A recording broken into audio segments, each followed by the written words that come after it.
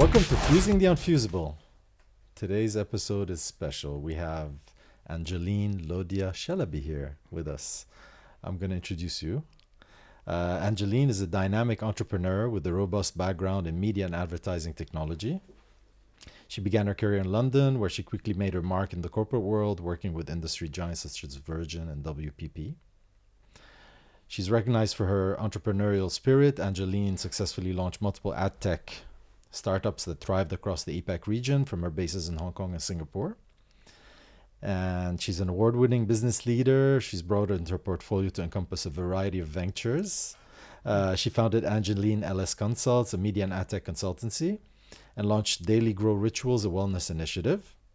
Additionally, she's made significant investments in diverse sectors, including F&B and real estate, which we want to hear about.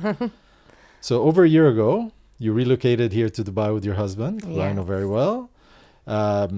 She continues to leverage her extensive expertise and innovative approach to navigate ever-evolving business landscape, driving her success and influence in the industry. Welcome to the show. Thank you. It's great to have you. Oh, I'm very delighted to be here. Let's start with this. Why do they call you the AdTech Queen? And what is AdTech? Well, you'll have to ask everyone else why they think I qualify to be the AdTech Queen. And that leads on to a very good question you asked. What is AdTech? So I've been in the industry since 18 years. So we're talking about advertising technology. Yes. And simply AdTech stands for advertising technology. And people often, my mother, sometimes, my close friends are like, what do you do? It's like Chandler from Friends.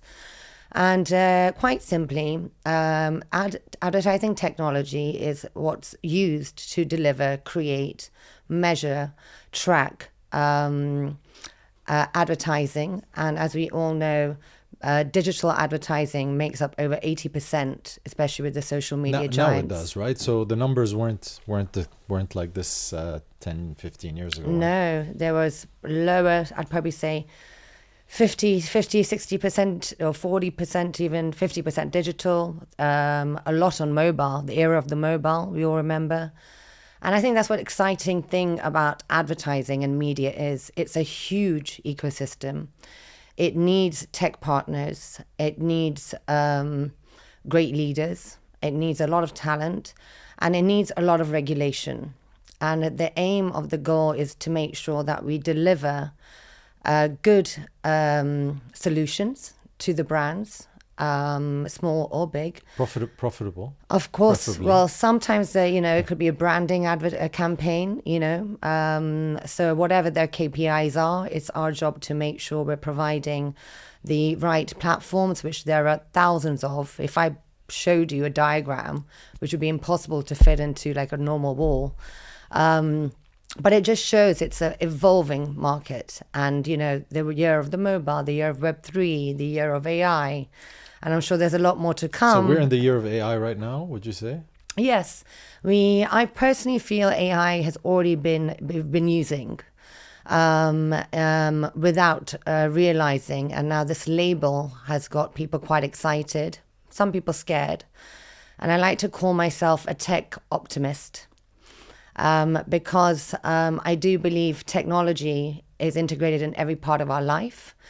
And it has many great uses, from entertainment through to me being able to speak to my mum in all these countries you just mentioned that I've lived in. And our job, less focusing on the media industry, especially a wellness even, is to make sure that we use it correctly, whether it's AI or Web3. And we make sure that again, comes back to delivering the client's KPIs, where businesses thrive. Companies, startups, which I deal with, are out there with small budgets to make money. So we need to find platforms. Blockchain is considered the big thing. It can solve a lot of things. I want to take a deep dive into that. But so advertising technology for our audience is just basically the global umbrella of everything to do with advertising, which is bringing eyeballs to products, services, brands, Yes. and even campaigns. And the technology used to make that happen. Yeah. Really interesting. And it's I have to say that before I attended the community event you hosted last year, I didn't know that there was such a term called AdTech. Obviously, I know about advertising technology, I know about influencer marketing and so forth, but it was really interesting to see how dynamic it is. And after we spoke, I was really interested in the next question, which is why, what's the biggest use case, and what is ad fraud, which seems to be the one that of all the use cases we talked about, of how blockchain could potentially help advertising technology, ad fraud seemed to be the first one that you mentioned. Tell us about ad fraud and how give us some insight into it, because we don't know about it. Certainly. So with advertising and digital advertising generally, evolved from standard TV ads, and when that transitioned to Web 1, Web 2, and now Web 3, with digital, there was a problem which we as an industry are continuing to solve and find solutions. Now, ad fraud sounds a very bad word, but it's very commonly used. And all that simply means is that an ad that a brand is buying is being is delivered in a transparent way, where the ad is viewed, and how we track that in terms of was the ad even seen by a human eye. And this is an issue across the world, whereby smaller vendors who have fantastic solutions will then need to brands demand that now. They want the money they're spending, whether it's a Unilever or a small bank. So they're paying for views, and they want to be sure that they want some certainty towards, or proof, or something that says that people actually saw the ad. And I think they call it impression in digital marketing. Is that an impression is how an ad is served. But they want to see and prove engagement. They want to see the full journey of the cycle, and they want to know that X million or thousands or whatever they've put in. You're telling me it's delivered the KPI, but has it been measurable? Is it accountable? How can you prove it? Yeah. And this is I'm not sure if you've heard of programmatic advertising, which was the next stage. So programmatic advertising. So before, it used to be quite 15 years ago, where you would manually call up your different publishers and say, I want to buy this many ads. They'd send you a piece of paper that you sign. They tell you the media agency's done that homework, where your audience is. It's here, it's there. You send them a document, they'd actually sign it. So it's very manual. And often there would be no third-party tracking. This is not that long ago, that long ago. Yeah. People are still doing it. And it's called managed services. And there's nothing wrong with that, with the big brands like the Condé Nast or Telegraph or Times, where brand safety is very important. So they want to keep the charge of what ad appears. No way should there be an accidentally something that may look bad on their publisher platform. So programmatic allows help make it more accountable, speed up the process. So just so I understand, programmatic is really understanding where your ad's going to fit in with other ads. Are you able to control that? Yes, certain customers? The agency can control that. Okay. So a brand would need to work with an agency. They would likely have part of their budget on programmatic, part of their power, and based on what's doing well, and they can see everything on a dashboard, then they can increase or decrease. However, there are a few flaws still with that, which we could do a whole episode on. And I think the industry continues. There are governing boards that I've also worked on and done white label pieces on, these issues and written guidelines. It fascinates me, obviously, and coming from the blockchain industry, and really I've actually adopted your term, tech optimist. I think I am a tech optimist because I really believe that technology in general improves things, there improves to the help quality us. quality of our lives, in spite of sometimes there are some issues. You know, we all know about the addiction of social media and so forth, right? So you have to balance it out. But I believe that technology, and the technology that I've chosen and I've adopted, is blockchain, because Yes. I really believe it's going to fix a lot of the problems, which is transparency, traceability, immutability, verifiability of information, Absolutely. to be sure that someone's not, fudging the numbers and lying to us, and that how that ties into governance and finances and investments gets very interesting and very powerful. So advertising technology is AdTech is really challenging. It's challenging for a small business. I've had small businesses, and when you think, when you speak to someone and they say, "What's your budget?" It spooks the hell out of us, right? Yeah. It scares us, and they come back with crazy numbers, and you need this, and you need a brand book, and you need a brand identity. So they take you through the whole life cycle of marketing, and then it comes to, okay, how much can you spend, right? Ad spend. And that, with the onset of digital marketing, obviously, and social media marketing and influencer marketing, is just complicated things further, I think. And people tend to be very confused, and then they go with whatever or whoever is closest to them or they trust. So how can we so this idea of ad fraud, you said, is used.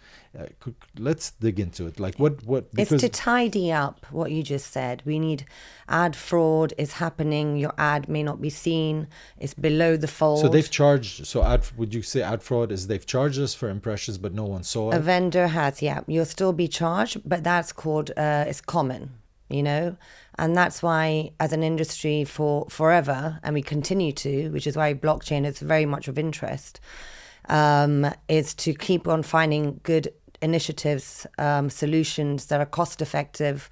And ad fraud, as social media carries on, user-generated content is so popular, influencers, this conversation is going to go on forever. And it's our job to, because as the industry grows, more people are online and they're going to grow.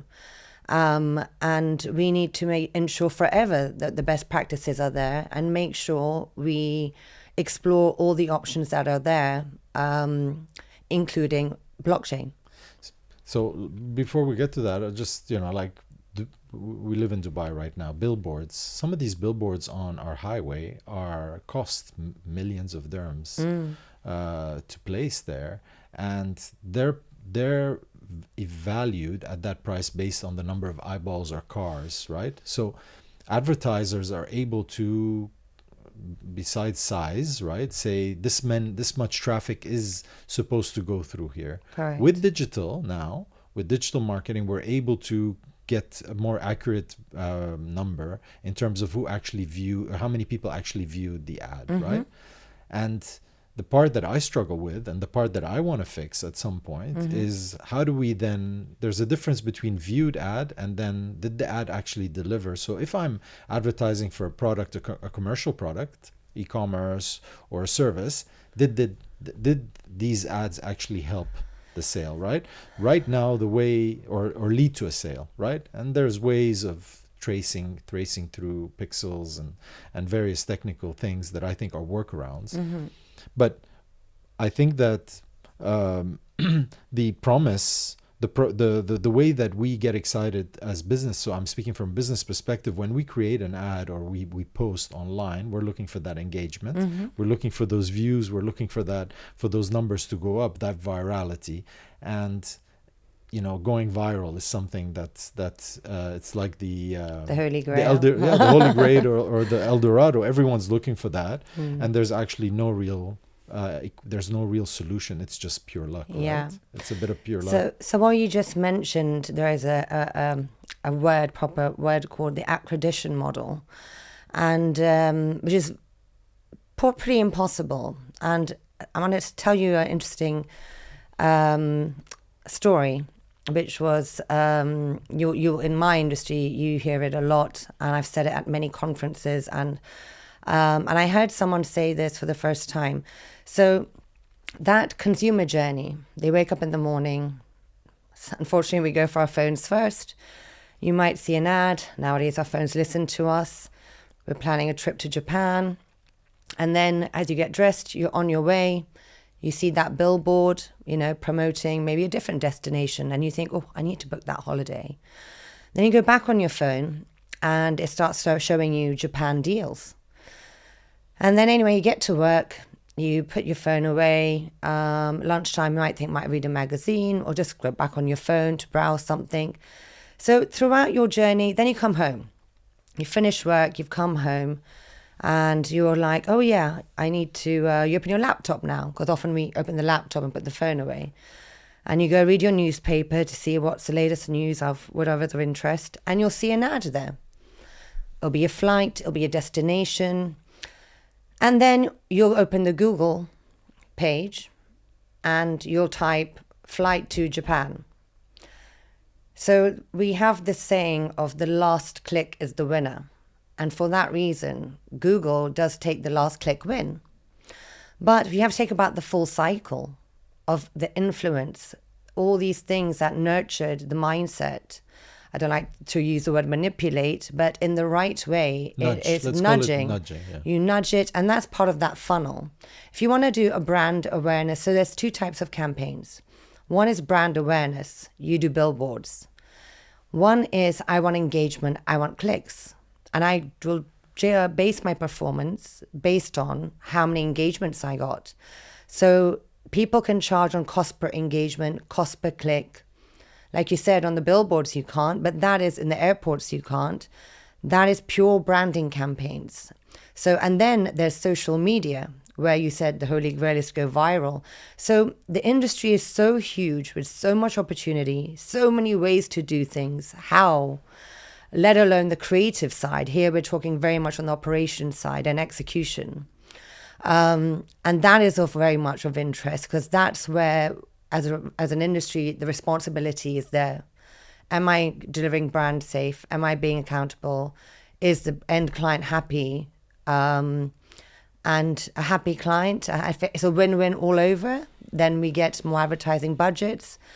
We drive the economy.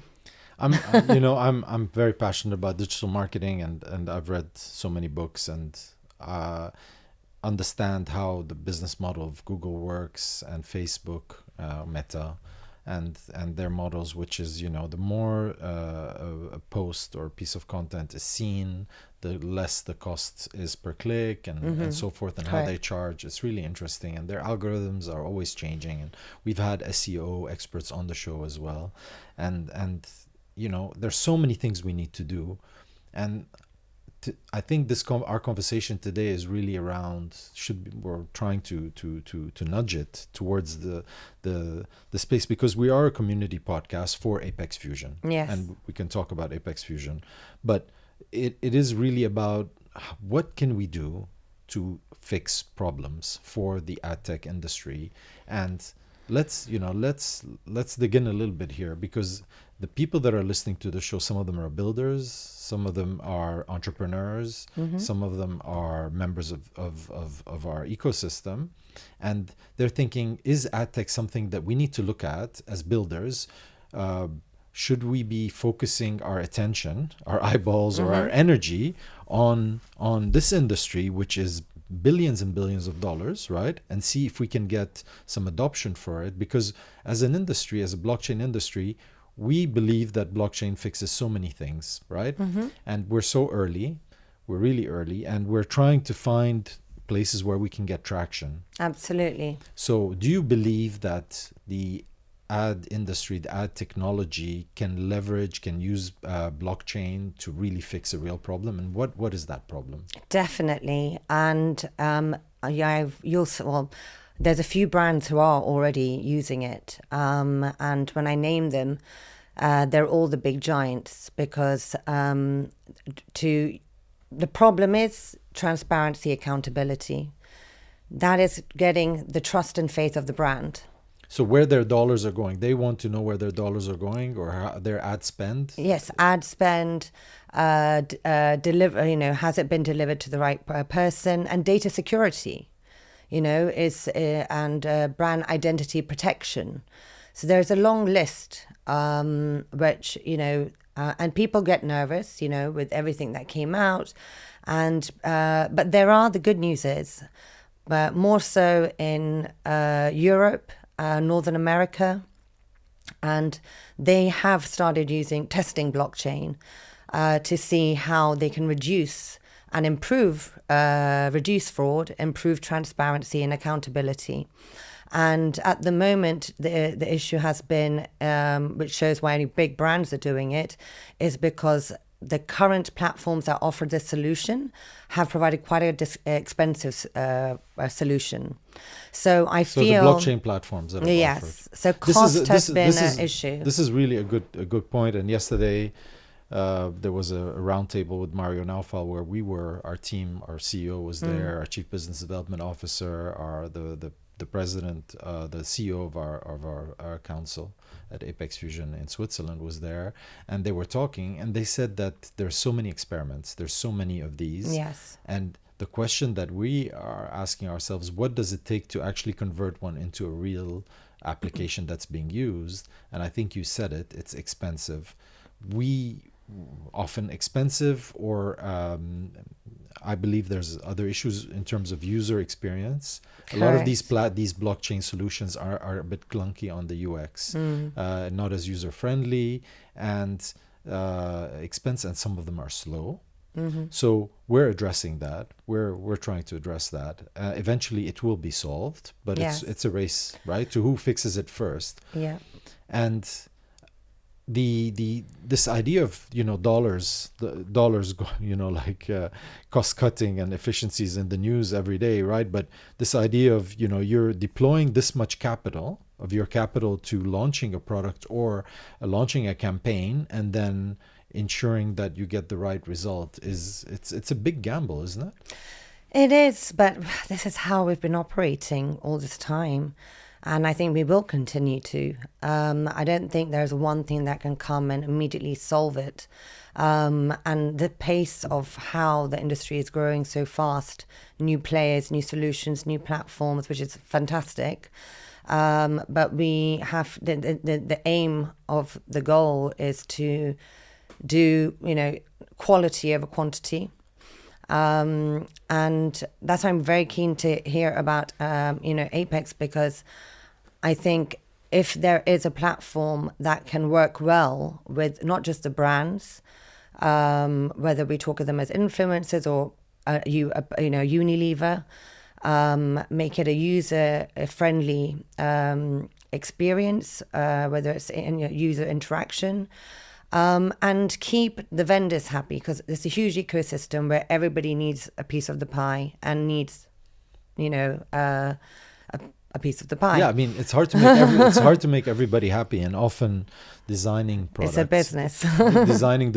designing digital products, you have to design it for a specific persona. Correct. And platforms are often favor one side of the equation, favor the vendor or favor the customer, or sometimes it's just technology for the sake of technology, and that usually ends up being a disaster. Yeah. So I think that understanding the ecosystem, being able to extract specific budgets, there has to be a gain, there has to be a cost saving. Absolutely. And identifying the right partners. So first, it's who is got the most gets the most value out of this, and then who, which, because advertising does not happen with one company. There are 30 companies are involved in the one ad that you will see on the screen. So it's all about collaboration, which we're seeing a lot more now, of whether it's agencies buying, technology companies, like media agencies are buying technology companies, like Lotame just got bought by a media agency because they have, the data, and I'll let you read up on that.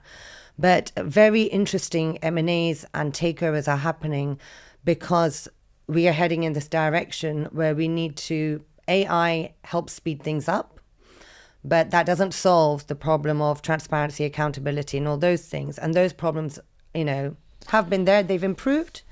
Now let's take it to the next level. So I think identifying the right partners to test this with would be important. So maybe I can shed some light from our perspective. So first of all, like product authenticity, and so brands have been interested in blockchain early on, and there were a lot of proof of concepts that were done, which was to ensure that the product is real, it's not fake, right? So this is one use case. And a lot of people have developed solutions, and some of the luxury brands obviously very interested in this, to ensure that when you buy your luxury handbag or you buy LVMH is very strict. Yes, the ability to actually verify that this item is authentic, being able to go to the blockchain, see the serial number, be able to either scan something or see something that's visible on the product hidden or inside, and say this was produced in this factory, it was produced by this artisan in France, and so forth. So and also for sports, any big brands, they want to have that reassurance on their apparel. Yeah. I mean, there's a lot of that, right?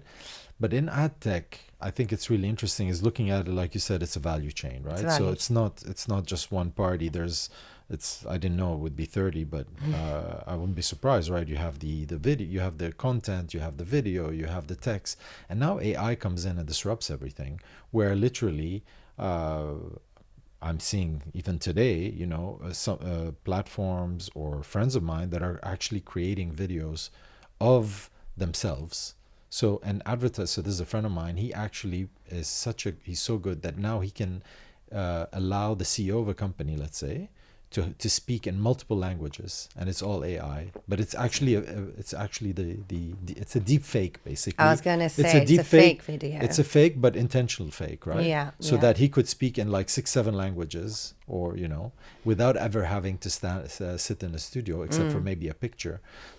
But unfortunately, there's a lot of that happening, which is not genuine, which is all the more reason why that's called ad fraud, which is all the more reason why we need better solutions. So someone was saying, it must have been today, I was listening to it, that in the future, very near future, when you're watching a video of the president, right, there's going to be an actual hologram or watermark on the video, assuring that this is a real video. Like a verified, like our Instagram has a verified account. Okay. Yeah, and AI and Trump's in trouble. AI, I don't know. Well, I don't know if he is. I think he's.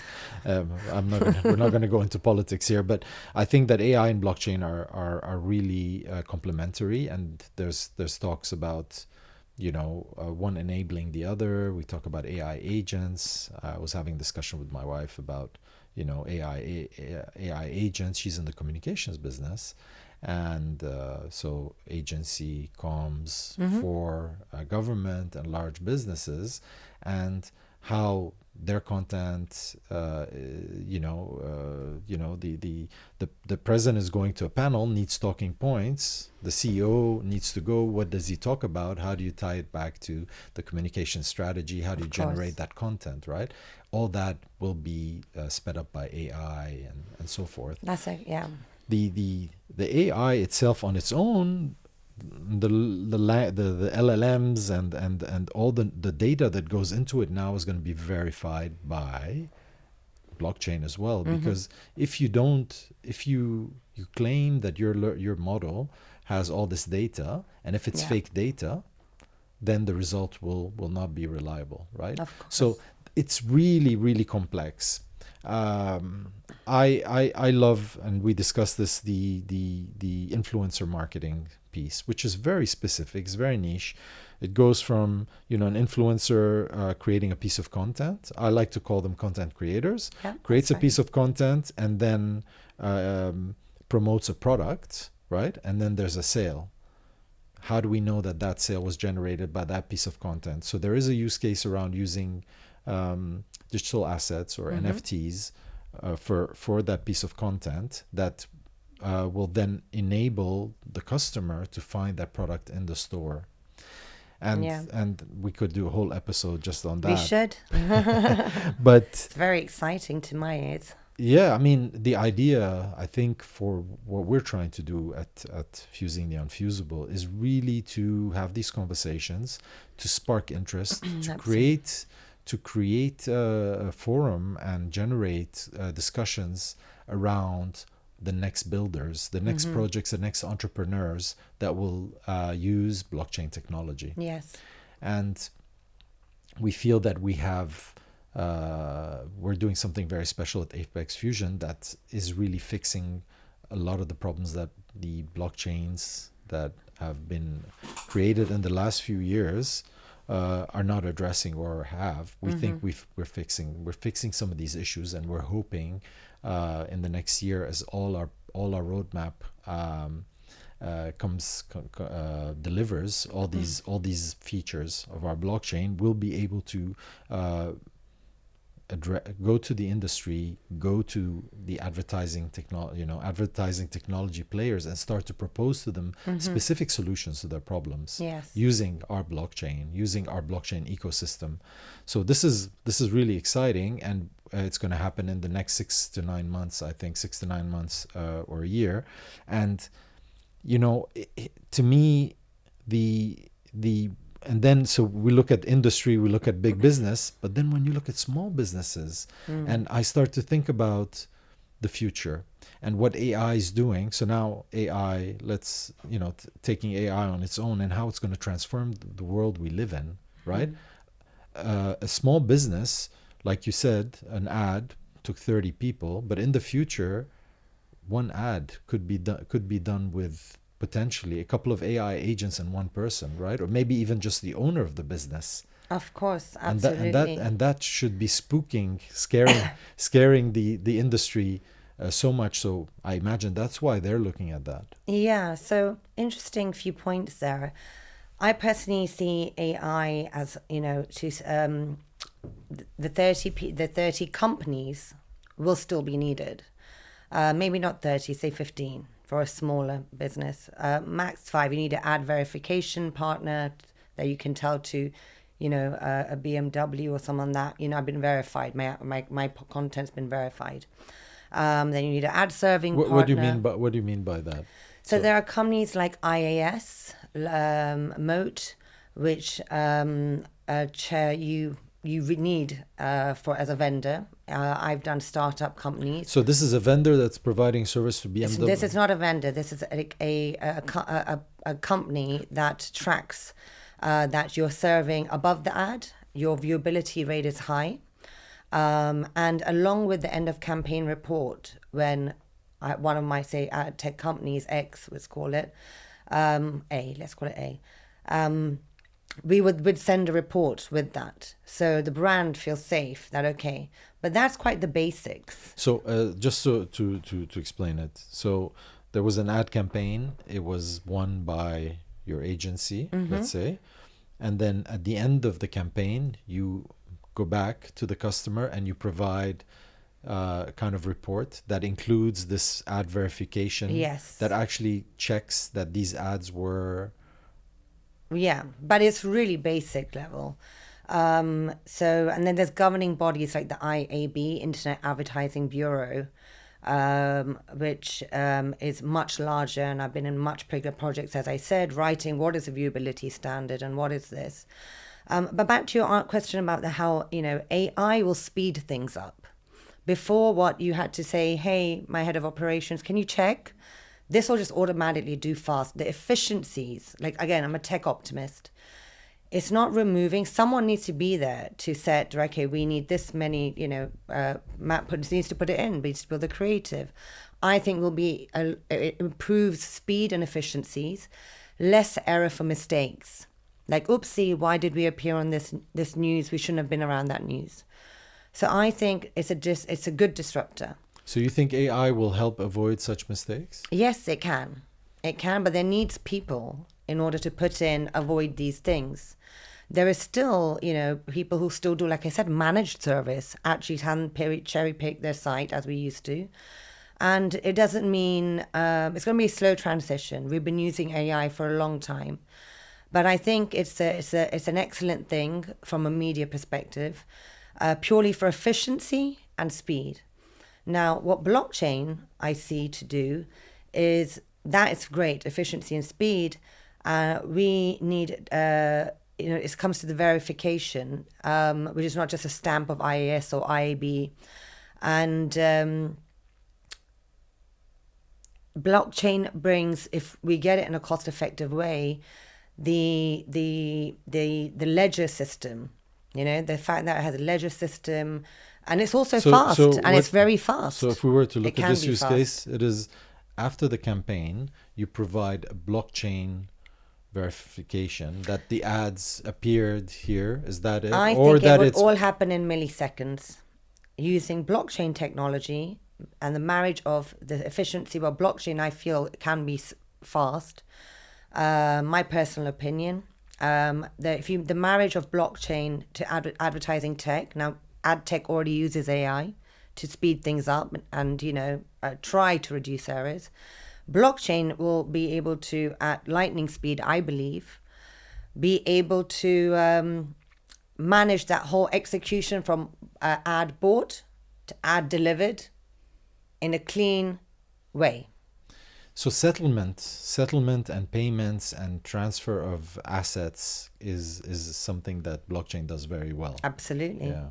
So that's interesting. And then the ad verification companies, I'm sure, can use blockchain to verify that, so that their reports cannot be fudged. I personally think that would be a great first step of partnerships, is working with the big names whose motive and purpose is to clean up the inventory and make it efficient and reliable and trackable. So an example of an ad fraud would be I managed to become a vendor or an approved vendor for a brand, and I charge for something, and then I didn't deliver the ads, and then I got a fake report that says I did deliver the ads, please pay me. Is that how it works? That does not happen.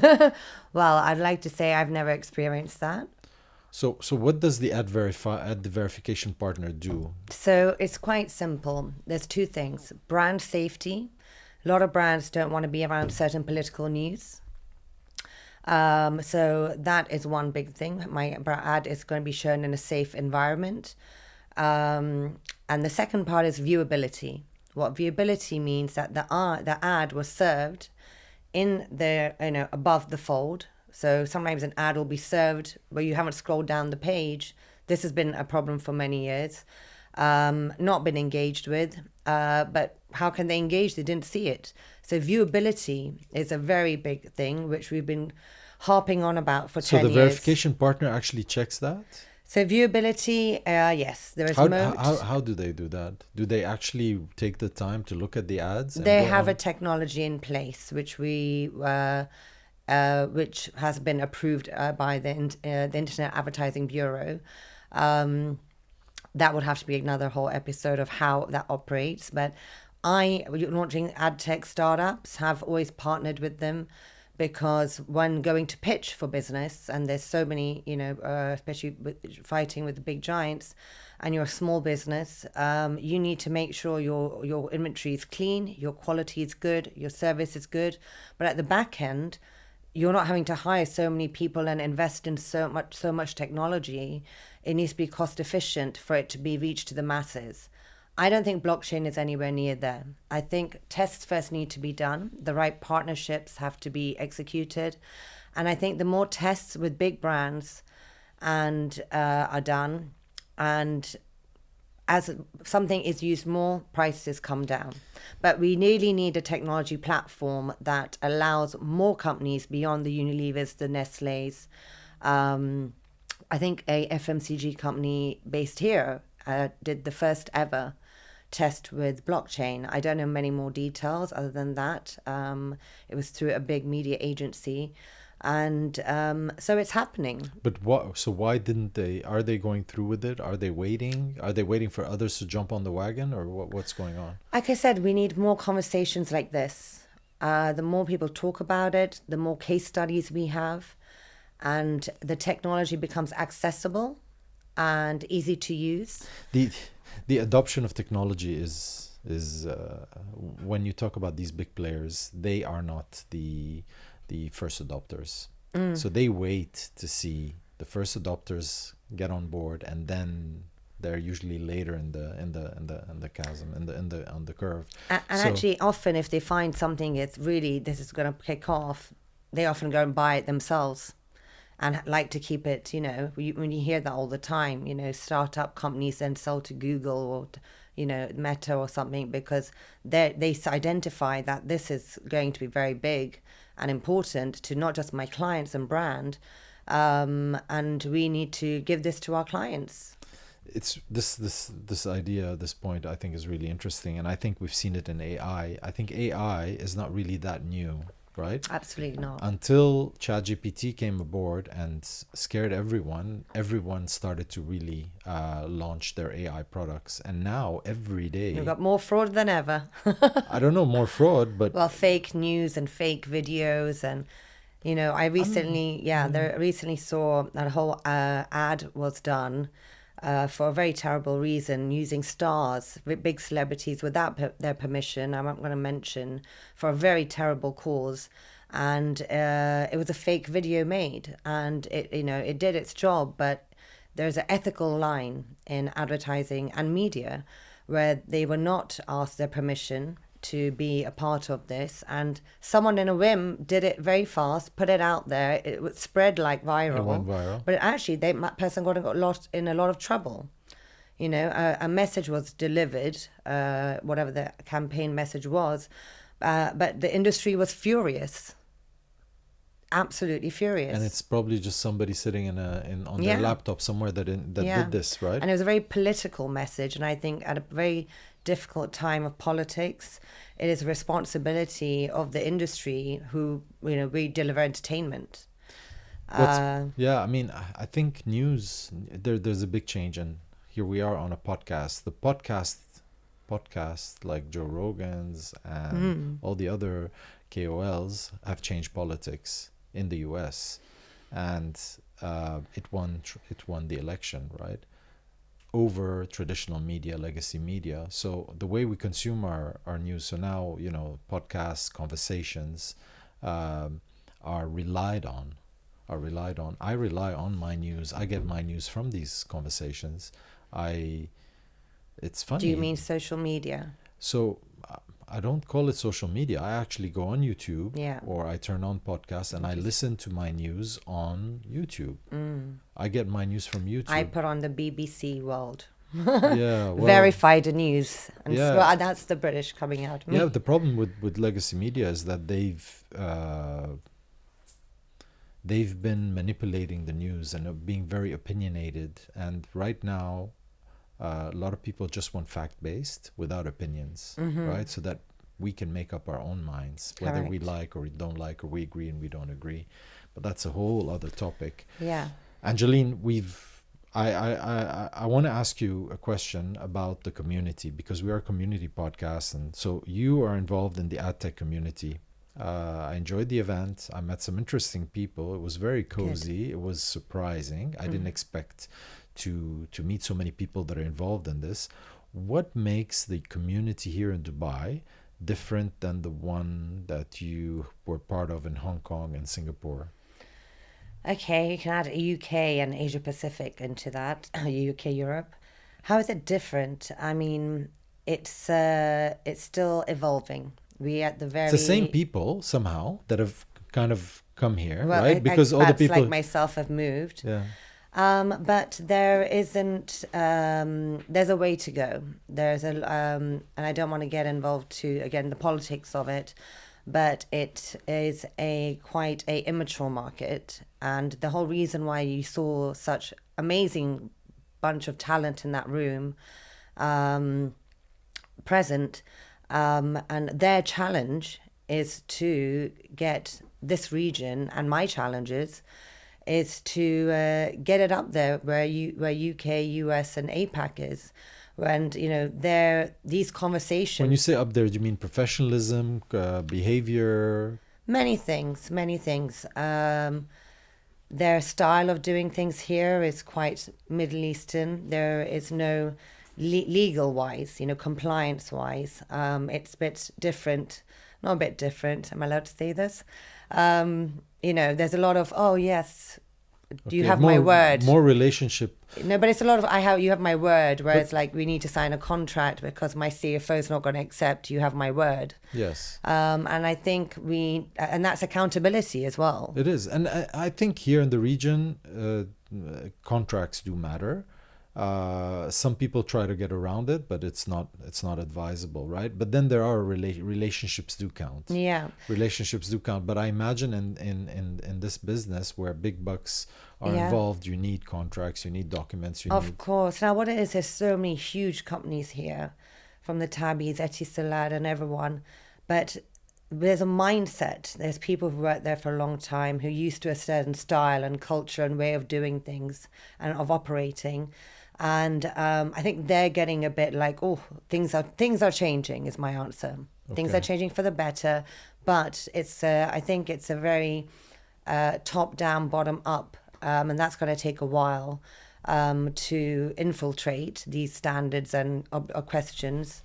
But it's a land of the opportunity. That's why you're seeing so many of us here. Yeah, I mean, it is the land of opportunity.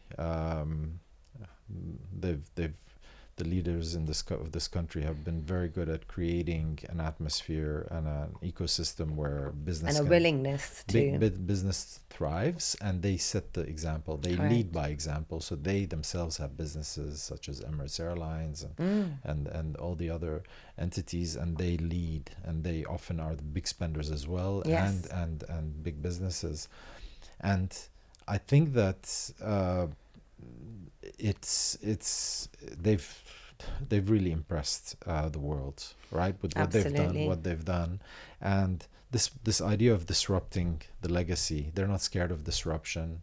They're first adopters. We have a minister of AI. I think there was at one time we had a minister of blockchain, now minister of AI. So and these are people that are super sharp, super educated, and they stand up, and speak to the community, the World Government Summit and so forth. So it is really an interesting place to be. There's no other place I'd rather be. But we're at that pivot right now, and it's going to be exciting. What's really happening with technology, and I think AI is going to change a lot of things. I don't think it's just speed. I think it's really going to change, and it's accelerating. There's this idea of singularity where things like move and then they just keep moving faster and faster. Correct. The level of change of content creation, advertising, and the way we communicate is being disrupted massively. Magazines are almost defunct. I don't know who still buys magazines. I see them, but I don't buy any more magazines. I still love a good magazine. Yeah, I mean, there's some. And my mother's generation, they like to hold. I like to hold a book. I mean. But you're right, from a perspective of budget, how much of the budgets go on outdoor and digital. Interesting fact, actually, this region, 90% is spent on social media versus the rest of the world. And what is it in the rest of the world? Still, I'd say 70%. I'd say of the social media budget, it's big. But of the overall budget, it's much less. Because they know, like, my dad is not on there. It depends on your target audience. So you're saying as a percentage of total ad spend? Like the CEO of Huawei is not going to be on TikTok. The CEO of a very senior company is reading the Times Magazine, is reading Forbes. So, that's, the media agency's job is to do that, identify the audience. I think that's changing, Angeline. I really believe, and I refer back to Trump. It's his son Barron who convinced him to go on Joe Rogan and so forth. And I think a lot of people are starting to wake up to that and start to explore. One person you need to convince is my husband. He refuses to have anything. He has a very private life, and like I said, he is not as much a tech optimist, even though he's got a degree. He's got a degree in one. He's not a tech optimist. He comes from the legacy finance world. I know him very well. We're close friends, childhood friends. I know. And he refuses to be on social media and so forth. So can you imagine my conversations with him? You should just maybe do a podcast on that, our debate. Angeline, it's been great to have you with us. Thank you. think we need to dig deeper and understand, and maybe we can work on that, explore some real use cases where we can turn some of these into actual businesses, or and welcome people to I'm gonna add your details in the description so that people can reach out to you on social media and ask you questions about AdTech. You're a consultant, you're in F&B, you're in real estate and so forth, so it's great that people can reach out to you, and let's explore how we can use Apex Fusion and everything that Apex Fusion does. There's one thing I'll close with on Apex Fusion. I'm obviously very excited about what's happening. We've launched our token a month ago. It's going well, and our we have over 200 stake pools that are decentralizing our blockchain, and staking rewards. So these stake pools are basically, if I was to use the term cartoon it, are basically the sentries of the blockchain. And these stake pools are now many businesses that are actually sustainable. They're actually profitable at the current price of the token, which is really great, because one of the things that as a vision, and the vision of the founders of the company, of the blockchain, we call them early contributors, was that people can earn a living on the blockchain. Absolutely. So this is something we're really excited about, and I hope people will reach out and check our socials on that, and learn more about it. And hopefully next time we meet, we'll be able to announce the first collaboration with a campaign. Let's see. Thank you so much for coming on the show. It's been a pleasure. Thank you so much.